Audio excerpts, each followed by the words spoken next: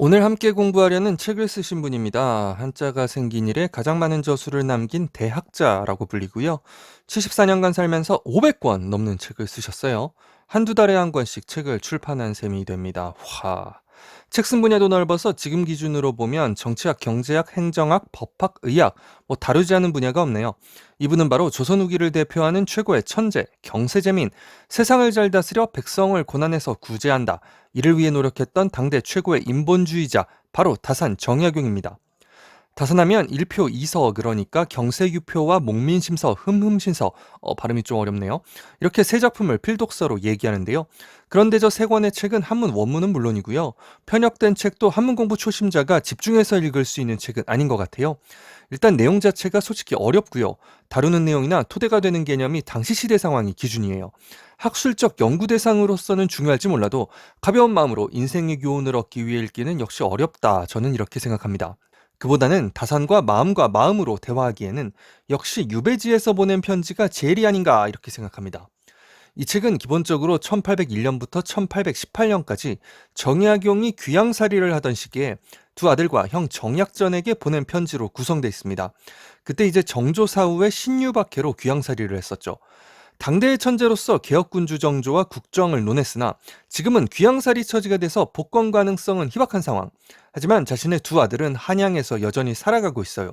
그런 상황에 다사는 편지에서 단순히 이상적 성인의 모습이나 구원자로서의 영웅의 면모를 보여주지는 않습니다. 그보다는 절망 속에서 하루하루를 버티면서 세속적 한계와 이상향 사이에 줄타기를 합니다. 그러면서도 끊임없이 공부하는 사람의 모습이 드러내는데요.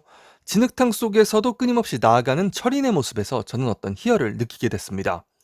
책에서 다산이 중시했던 것, 당부했던 것들을 주제별로 정리해봤습니다.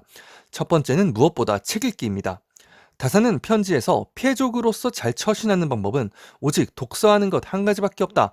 독서라는 것은 사람에게 있어서 가장 중요하고 깨끗한 일일 뿐만 아니라 호사스런 집안 자제들에게만 그 맛을 알도록 하는 것도 아니고 또 총구석 수재들이 그 심오함을 넘겨다 볼 수 있는 것이 아니기 때문이다. 이렇게 말합니다.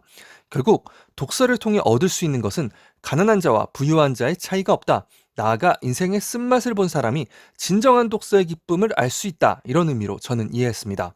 다산의 구체적인 독서법은 같은 제목의 책도 있는데요. 초서 독서법이라고 합니다. 한마디로 말해 메모, 사유, 정리를 활용하는 적극적 독서법이라고 할 수 있겠습니다. 다산은 이렇게 말합니다. 마구잡이로 그냥 읽어내리기만 한다면 하루에 100번, 1000번을 읽어도 읽지 않은 것과 다름이 없다. 무릇 독서하는 도중에 의미를 모르는 글자를 만나면 그때마다 널리 고찰하고 세밀하게 연구해 그 근본 뿌리를 파헤쳐 글 전체를 이해할 수 있어야 한다. 구구절절 옳은 말 같습니다. 그리고 이런 독서를 통해 이해하고 정리한 정보를 주제별로 잘 정리해서 적절하게 인용, 평가하고 자신의 학설을 붙임으로써 자신도 새로운 책을 쓸 수 있다. 이게 다산의 생각입니다. 그렇다면 어떤 책을 봐야 할까요? 아까 처음에 시작할 때 다산이 나라를 잘 다스려서 백성을 고난에서 구제하는 경세재민을 추구한 학자라고 했는데요. 역시나 다산이 권하는 책은 이런 겁니다. 바로 실학의 바탕을 두고서 세상을 잘 다스리는 데 쓰인 그야말로 세상을 구한 책들이죠. 두 번째 다산의 당부, 바로 말과 행동을 조심하라는 겁니다. 특히 말을 조심하라고 당부했는데요. 이건 정약용 스스로가 피해족으로서 주변의 시선을 신경 쓸 수밖에 없는 그 상황과도 관련이 있는 것 같습니다. 다산의 말을 보면요. 비록 고관대작들이라도 그가 한 말을 공평하게 검토해보면 10마디 말 중 7마디가 거짓말이더구나. 이제부터라도 거짓말을 안 하도록 온 힘을 다 써라. 이렇게 당부하기도 합니다. 유력 인사의 거짓말이나 페이크 뉴스가 난무하는 이 시절에 더 절실한 말이 아닌가 생각됩니다. 같은 맥락의 말인데 하나 더 보면요. 뜻이 본디 야비하고 더러우면 억지로 맑고 고상한 말을 하여도 조리가 이루어지지 않는다. 이렇게 말을 합니다. 정말 그렇지 않나요? 토론회나 인터뷰를 보면 아무리 번지르르한 표현으로 꾸며도 사실이 아닌 거짓이면 진심이 담겨 있지 않으면 역시나 말이 안 되는 경우가 많습니다. 마지막 세 번째 당부는 삶의 태도인데요. 검소함과 청렴함, 간결함, 요새 말로 보면 진정한 미니멀리즘을 추구한 것이 아닌가 생각합니다. 귀양살이를 하다 보니 어쩔 수 없이 여유롭지 않은 상황에 처하게 되는데 그것을 일이 불만을 갖기보다 오히려 그런 것들을 끊어내고 끊임없이 공부하면서 새로운 사람이 되도록 노력하자 이런 의미입니다. 어쩌면 지금 우리도 각자의 자그마한 공간 속에서 반강제적인 유배 생활을 할 수밖에 없는 그런 시기가 아닌가 생각이 들었는데요. 그래서 이 유배지에서 보낸 편지라는 책이 더 울림이 있지 않나 생각했습니다.